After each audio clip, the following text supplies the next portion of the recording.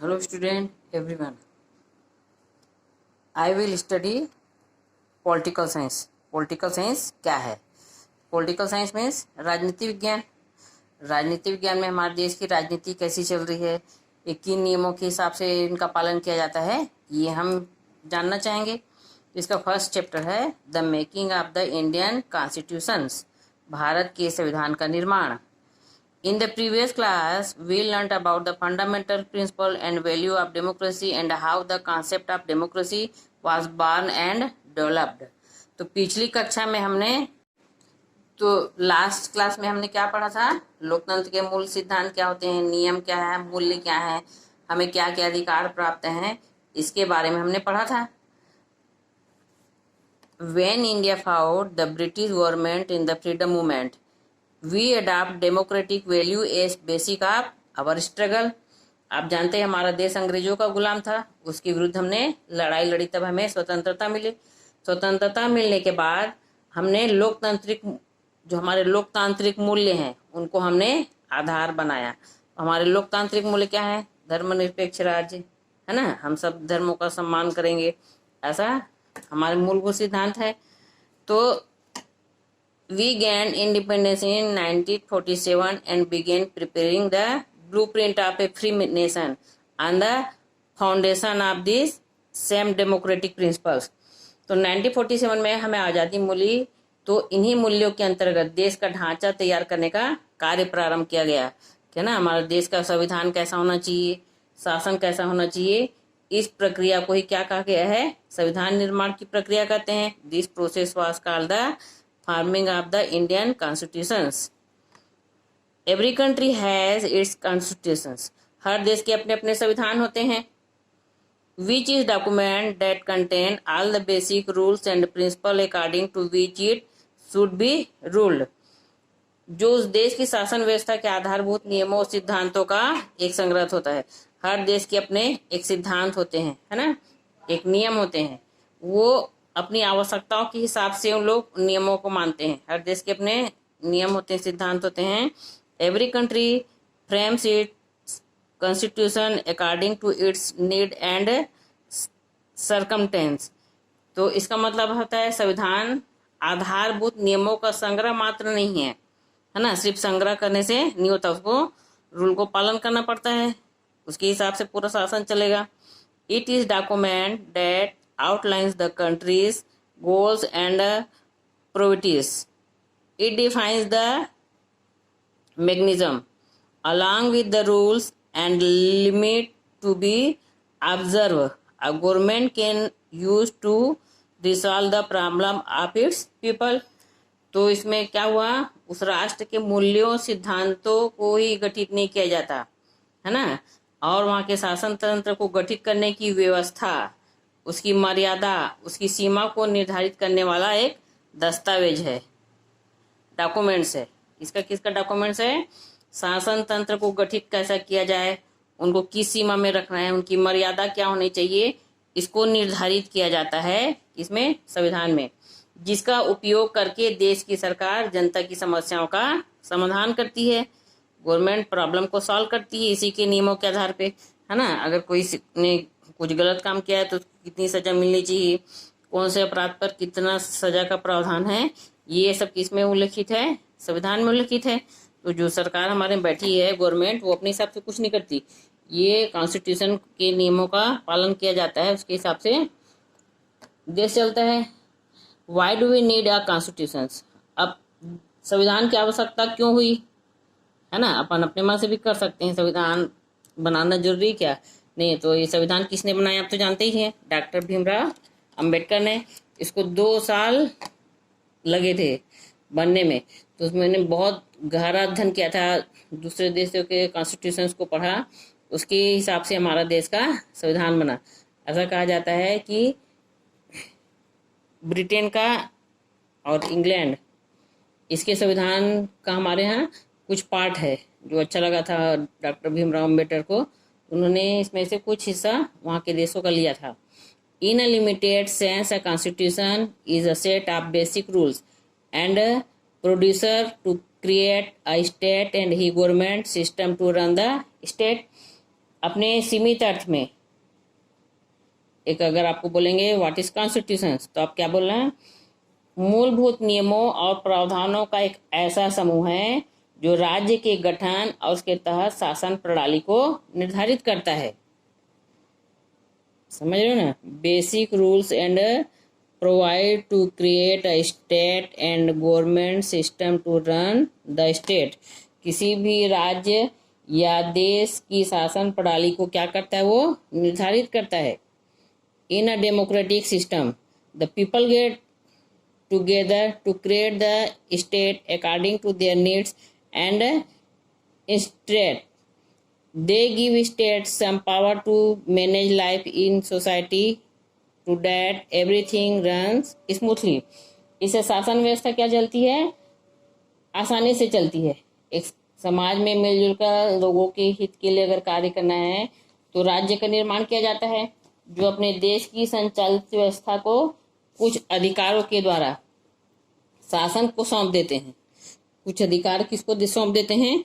शासन को सौंप देते हैं कि आपको फ्रीडम दी गई है, आप इस संबंध में अपनी राय दे सकते हो, ताकि जो शासन प्रणाली है ना, वो कैसे चल सके? स्मूथ चल सके। जो सोसाइटी है वो स्मूथ चल सके। They also define a set of rules that the state should observe in carrying out its function to ensure that it works for the interest and protected their rights। अब वो क्या करती है? राज्य को गठित करते समय कुछ नियमों में बांधते हैं ताकि वह लोगों के अधिकारों का हनन न करे। हमारे को भी राइट दिया गया है, पीपल्स को भी राइट दिया गया है, उसका कोई दुरुपयोग न कर सके, कोई उस पर बाधा न पहुंचा सके। इन नियमों को हम संविधान कहते हैं। समझ रहे हो ना? ये क्या कहलाता है? Rule is called constitutions. अब इसमें पूछ रहा है, अब संविधान क्या पास करता है? The constitution help us to decide who should be given the power to take decision in our society. अब समाज में निर्णय लेने की शक्ति है, वो किसके पास होना चाहिए? सरकार कैसे गठित होना चाहिए, उसका स्वरूप कैसा हो, है ना, उसको क्या क्या अधिकार पावर देना है, ये सब डिसीजन संविधान में पता निहित है। How the government should be formed, है ना, and what the nature of government should be. It define the boundaries with in which the government can enact and implements law. और सरकार भी क्या करती है? इन नियमों के विरुद्ध नहीं जा सकती। जितना उनको इसमें सीमाएं निश्चित की गई है, उसी सीमा पे रहकर भी सरकार कार्य करती है। सरकार इसका उल्लंघन नहीं करती है ना। जैसे हमें कुछ फंडामेंटल राइट्स मिले हैं, उसको सरकार ध्यान रखती है। इसका धर्मनिरपेक्ष, सभी धर्मों को तुम समान मानो, है ना, हम आज़ादी की स्वतंत्रता दी गई है, इसका कोई हनन तो नहीं कर रहा है, इस पर ध्यान दिया जाता है। किंतु क्या होता है, ये हमारा कॉन्स्टिट्यूशन है वो परिवर्तनशील है, इसमें कुछ कुछ बदलाव आते रहते हैं, फिक्सिबल नहीं है। फिक्सिबल इसलिए नहीं है कि आप देखते हैं कि समय परिस्थिति के अनुसार वातावरण बदलते रहता है, इसलिए इसको क्या किया गया है? फ्लेक्सिबल रखा गया है कि अगर जरूरत पड़े तो हमें इसमें कुछ परिवर्तन करना है, संशोधन करना है, उसका भी इसमें प्रावधान है। किंतु संविधान में जो परिवर्तन की प्रक्रिया है और परिवर्तन की सीमा है, उसको भी निर्धारित किया गया है कि कभी भी अपन इसको बदल दें, ऐसा नहीं होगा, है ना। तो एक समय सीमा निर्धारित की गई है। वह शासन को ऐसी क्षमता प्रदान करता है जिससे वह जनता की विभिन्न आकांक्षा को पूर्ण कर सके और न्यायपूर्ण समाज की स्थापना हेतु उचित परिस्थितियां, वातावरण आदि का विकास कर सके। Follow to make this changes it also puts a limit on the extent of the change that can be made. तो अच्छे समाज की स्थापना के लिए, सभी लोगों को न्याय मिल सके, है ना, उनकी सुरक्षा के लिए ही संविधान का निर्माण किया गया है। अब इसको अपन और डिटेल से जानना चाहेंगे।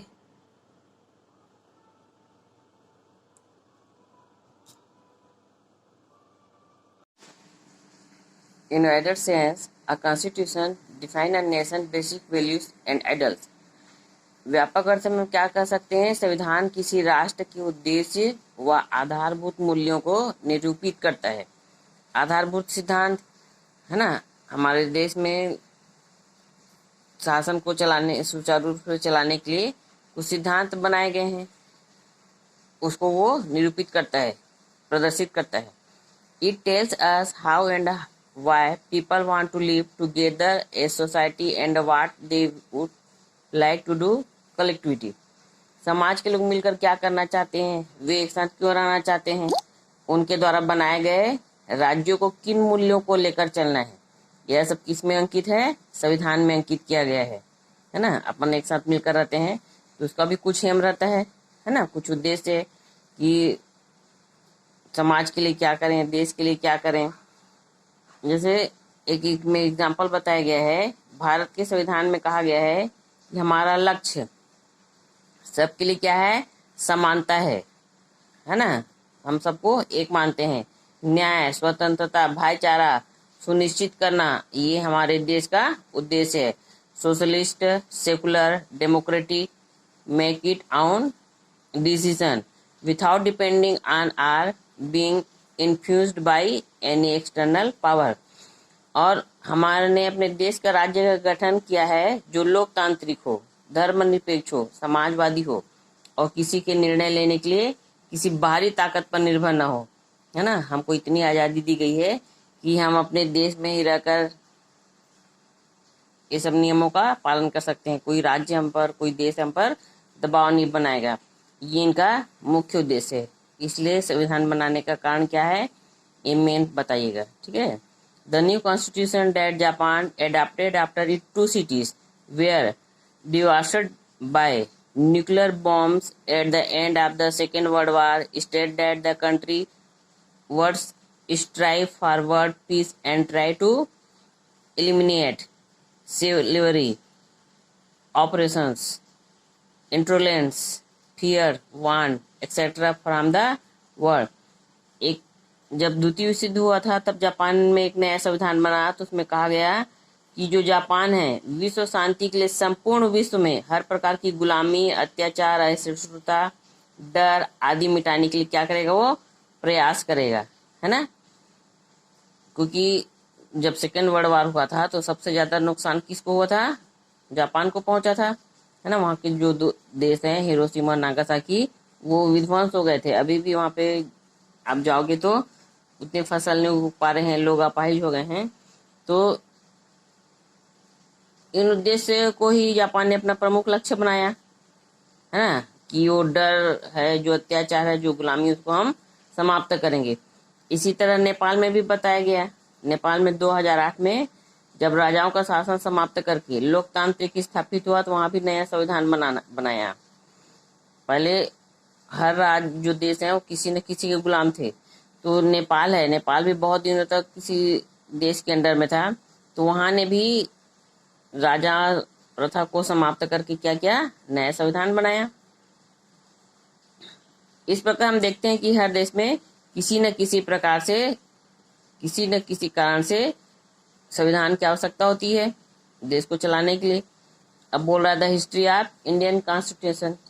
अब भारत का संविधान निर्माण कैसे हुआ, उसका ऐतिहासिक संदर्भ, है ना, क्या इतिहास रहा है इसमें, इसके बारे में अपन जानेंगे। The drafting of the Indian Constitution has a long history. Its basic spirit is law-based governance, which means it built on a foundation of rules and law and not according to anybody whims or fancies. तो भारत में संविधान का जो निर्माण है उसकी प्रक्रिया बहुत लंबी है। मैंने बताया था ना कि भीमराव अम्बेडकर है, उन्होंने 2 साल से भी ज्यादा साल लगाया है, बहुत बारीकी से अध्ययन किया, तब हमारे देश का संविधान बना। संविधान की मूल भावना है कानून आधारित शासन, जो किसी मन मर्जी से नहीं वरन नियम कानून के आधार पर चले। कोई भी जो काम है वो सक्सेस कैसा होगा, नियम कानून बनेंगे, उसके आधार पे आप चलोगे तब आपको सफलता मिलेगी। तो भारत के सबसे पहले कानून 73 इसमें क्या हुआ था, ब्रिटेन के संसद ने पारित किया, जिसे रेगुलेटिंग एक्ट कहा जाता है। तब भारत के रेगुलेटिंग एक्ट कहा गया, है ना। 1972 से 73 में एक संसद पारित हुआ जिसे रेगुलेटिंग एक्ट कहते हैं। तब भारत के कई प्रांतों पर जो ईस्ट इंडिया कंपनी थी उसने अपना शासन स्थापित किया था। हमारा देश क्या क्या था, पहले अंग्रेजों का गुलाम था, तो उन्होंने क्या किया था, एक कंपनी स्थापित की थी। वो क्या करती थी, व्यापार करती थी, है ना। तो हमारे यहाँ ईस्ट इंडिया कंपनी का निर्माण हुआ था। उसमें कई राज्य क्या के थे, ब्रिटिश संसद के प्रति उत्तरदायी रहेगा। जो हमारा देश किसके हिसाब से चला था, ब्रिटिश कॉन्स्टिट्यूशन के हिसाब से। ब्रिटिशर लोग राज उस समय कर रहे थे, पूरा छोड़ के नहीं गए थे। तो इसमें भारत का शासन कैसे करेगी, ब्रिटिश शासन के प्रति उनका उत्तरदायी क्या रहेगा, आदि बातों का विवरण था। इसमें क्या बताया गया कि भारत पे इसका शासन कैसे रहेगा ब्रिटिशरों का, और संसद के प्रति कैसे उत्तरदायी रहेंगी, इन बातों का विवरण किया गया। 19वीं सदी के अंत में भारतीयों को नगर निगम आदि में चुनाव के द्वारा सीमित भूमिका दी गई। अब यहाँ पे एक चुनाव हुआ, जब भी होता है ना नगर निगम चुनाव म्यूनिसिपैलिटी का, तो म्यूनिसिपैलिटी का सबसे पहले इलेक्शन हुआ। उसमें क्या किया गया, उनकी भूमिका, भारत की जो भूमिका थी उसको सीमित किया गया ताकि ये लोग ज़्यादा जानने न लगे पॉलिटिक्स, राजनीति के बारे में करके उनको थोड़ा सा उत्तरदायी दिया गया इंडियन को। फिर 1885 से स्वतंत्रता आंदोलन में लगातार यह मांग उठाई गई कि भारत में जो शासन है उसमें भारतीयों की भूमिका को बढ़ाई जाए, है ना। भारतीयों में भी जागरूकता आ गई थी, उनको लग रहा था कि हमको भी एडमिनिस्ट्रेशन में क्या देना चाहिए, पावर देना चाहिए, है ना। और इसके चलते भारत में भूमिका लगातार बढ़ती गई। भारत आबादी के बहुत सीमित अंश को प्रतिनिधि चुनने के अधिकार भी मिले। फिर भी सभी अंतिम शक्ति व अधिकार किसके पास थे, अंग्रेजों के वायसराय के पास था। उसमें क्या थे, अंग्रेजों के प्रमुख जो कार्यकर्ता थे, है ना, अधिकारी थे, उनको क्या बोलते थे, वायसराय। तो उनको पूरा पावर दिया गया था कि आप कैसे मैनेज करोगे, है ना, क्या क्या परिवर्तन करना चाहते हो, किसको ज्यादा पावर देना चाहते हो, ये सब किसके ऊपर डिपेंड था, वायसराय पर डिपेंड था। फर्स्ट वर्ल्ड वॉर के बाद विश्व भर में उठी लोकतांत्रिक लहर के प्रभाव से भारतीयों ने भी सार्वजनिक मताधिकार के आधार पर पूरी तरह से चुनी गई और लोगों के प्रति उत्तरदायी सरकार की मांग की गई। जहाँ लोगों को लगा कि यहाँ पे कौन सा शासन होना चाहिए, डेमोक्रेटिक शासन होना चाहिए, क्योंकि हमारा जो देश है डेमोक्रेटिक शासन है ना। यहाँ जनता चाहती है जनता को अधिक से अधिक पावर मिले, जनता की मांग को सुना जाए। तो एक प्रारूप तैयार किया गया 10 अगस्त 1928 को। इसमें क्या क्या बातें रखी। तो फर्स्ट है N autonomous government elected by all adult man and women. इसमें कहा गया कि जितने भी वयस्क हैं, एडल्ट मेल एंड वुमेन, उसके द्वारा सरकार चुनना। एडल्ट क्यों कहा गया, क्योंकि उनको इतना ज्ञान रहता है कि कौन सा आदमी अच्छा है, हमारे देश के लिए क्या कौन अच्छा काम कर सकता है, उनमें इतनी समझ रहती है, इसलिए एडल्ट मेन और वुमेन को प्रायोरिटी दी गई। Second, protection of minority. अब इसमें क्या कहा गया, अल्पसंख्यकों के लिए आरक्षण, वो भी चल रहा है, आप देख रहे हैं, है ना। अल्पसंख्यक किसको कहा जाता है, जिसकी संख्या कम है, उनको आरक्षण दिया गया। Citizen rights such as freedom of expression, religious freedom, freedom of peaceful assembly, right to form associations and union, secularism and. अब थर्ड में क्या कहा गया, नागरिक अधिकार, जैसे हमको बोलने की स्वतंत्रता होना चाहिए, धार्मिक स्वतंत्रता होना चाहिए, हम कोई भी धर्म को मान सके, है ना। शांतिपूर्ण सभा सम्मेलन संगठन बनाने का अधिकार दिया गया। ये सब इसमें बातें बताई गई, इतना चीज हमारे संविधान में होना चाहिए। Recognisation of state on a linguistic basic.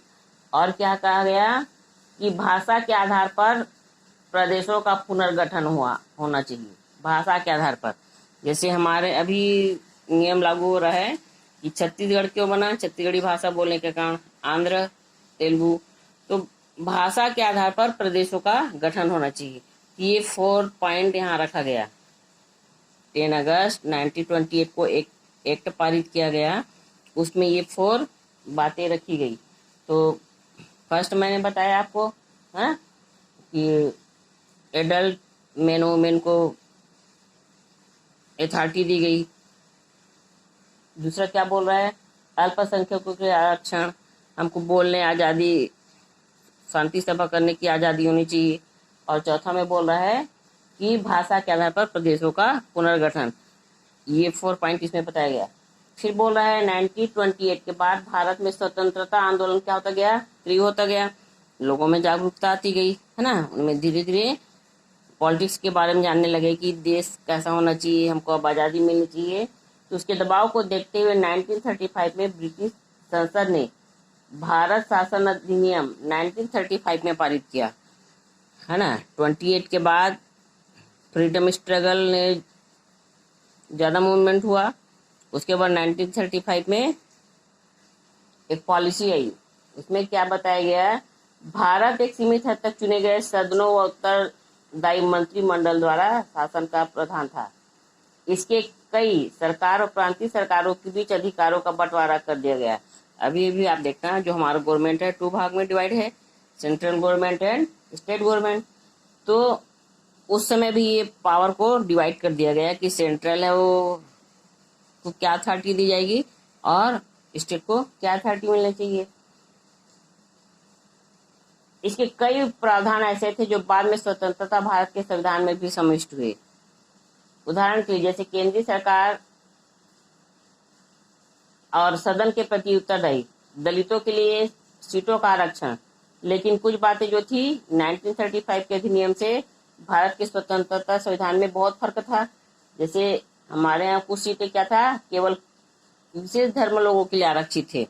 अभी भी आप देखना कि कुछ सीटें रहती है ना।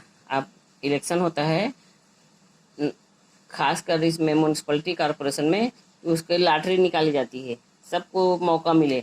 1 वर्ष इसके लिए रहेगा जनरल के लिए, तो सेकेंड ईयर अल्पसंख्यकों के लिए रहेगा, 3rd ईयर महिलाओं के लिए रहेगा। तो ऐसा इसमें भी बताया गया है कि ये प्रावधान होना चाहिए ताकि सबको सामना करना पड़ सके देश को आगे बढ़ाने के लिए। तो मुसलमान, सिख, ईसाई वोट डालते थे। 1935 में भारत को पूरी स्वतंत्रता नहीं दी गई थी। अभी भी हम उनके हिसाब से चल रहे थे। 1935 में भी हमें फुल पावर नहीं दिया गया था। ब्रिटिश सरकार द्वारा नियुक्त वायसराय गवर्नर के पास कई महत्वपूर्ण अधिकार थे। वे चुनी गई विधायिका व सरकारों को भंग कर सकते थे। जैसे उनको पूरा पावर दिया गया था कि कोई भी अगर खड़ा होता है, अगर ठीक से काम नहीं कर रहा है ना, या उनको पसंद नहीं आ रहा, उनके हिसाब से काम नहीं कर रहे हैं, तो गवर्नर उसको पूरा पावर दिया गया था कि तुम उसको हटा सकते हो, डिसमिस कर सकते हो, है ना। Veto any law enacted by the assembly. अब सरकार द्वारा पारित कानूनों को अमान्य भी कर सकते थे। सरकार ने जो पारित किया है कानून, उसको वो क्या कर सकते थे, अमान्य कर सकते थे। The Congress party gained a majority in the most of the provincial assembly following the election held in 1937 under 1935 act. अब 1937 में प्रांतीय विधानसभाओं के चुनाव हुए, उसमें जितने भी अधिकतर प्रांतों में कांग्रेस दल की सरकार बनी। इसलिए हमको पता है कि सबसे पुरानी पार्टी कौन सी हमारी, कांग्रेस पार्टी। तो कांग्रेस पार्टी उभर कर आई। But the system of dual government did not last for long by 1942। तो 1942 में क्या हुआ था, पर ये कांग्रेस की सरकार ज्यादा दिन नहीं चली थी, है ना। 37 में इलेक्शन हुआ, 35 तक, तो वो 2-3 साल ही चली थी। फिर 1942 में क्या हुआ, जो भारत छोड़ो आंदोलन था, क्विट इंडिया मूवमेंट, अंग्रेज भारत छोड़ो, उसको क्विट इंडिया मूवमेंट कहा जाता है। इसका सन क्या है, 1942। तो जन सामान्य के आक्रोश से स्पष्ट हो गया कि जो अंग्रेज सरकार है वो ज्यादा दिन तक नहीं चलेगी।